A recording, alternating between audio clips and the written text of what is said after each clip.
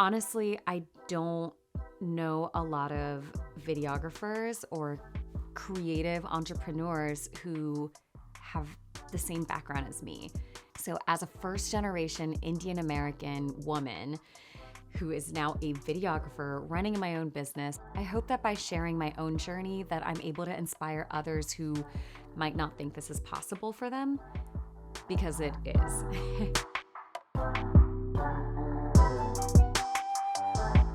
My name is Binita, and I am a Boston-based videographer. I finally decided to start a YouTube channel, and I've been dragging my feet on this for years, actually. And here I am, 2023, it's time. As a creative entrepreneur, I know that this journey can be very isolating and really lonely. I'm really lucky because I have a support system, and I know a lot of other creatives in the industry who are very helpful. But not everyone has that. It's not something we're really encouraged to do in our culture. I think not just being Indian, but just generally, right? There's the whole myth of being a starving artist. So hopefully by making these videos, I can share with you things that I'm going through, or my creative process, how to land gigs, failures, and what I learned from them. I don't know, we'll see where it goes. So how did I get into all of this? I didn't study filmmaking. I went to a university outside of Philly and I studied international relations. After college, I worked a corporate job for a year, realized it was not for me. Definitely not. And quit my job after a year, moved to Bogota, Colombia, was teaching English for 3 years. During this time, I was also volunteering for a foundation that had a youth mentorship program. And that's the first time I actually created a video kind of similar to what I do now. It was a fundraising marketing video, but I didn't know anything. I do remember really enjoying it, like interviewing people, and I just had a camera. I didn't have any audio equipment or lighting. I was editing on my MacBook Pro, and you would think that would have been like the first moment where I'm like, yeah, like I love this, I'm gonna do this, but no. In 2016, I moved to Boston and I continued teaching English as a second language. And I was also working for a nonprofit. Now, we did a lot of trips with the nonprofit to the Dominican Republic.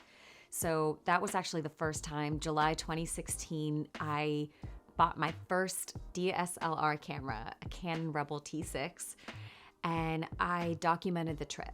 But I really quickly realized that I didn't know anything about what I was doing.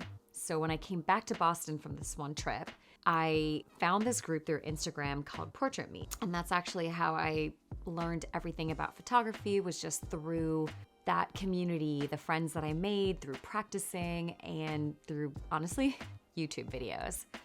So a couple years later, in 2019, I decided, I actually want to do video. So I bought this online course, Full-Time Filmmaker, and I really liked it, but I didn't fully dive in and learn the things I needed to, honestly. And then, of course, 2020, my school permanently shut down their US location, so I kind of had no choice. I had to make a decision. Do I try to find another teaching job or use this as an opportunity to actually dive into video and start learning the skills that I need?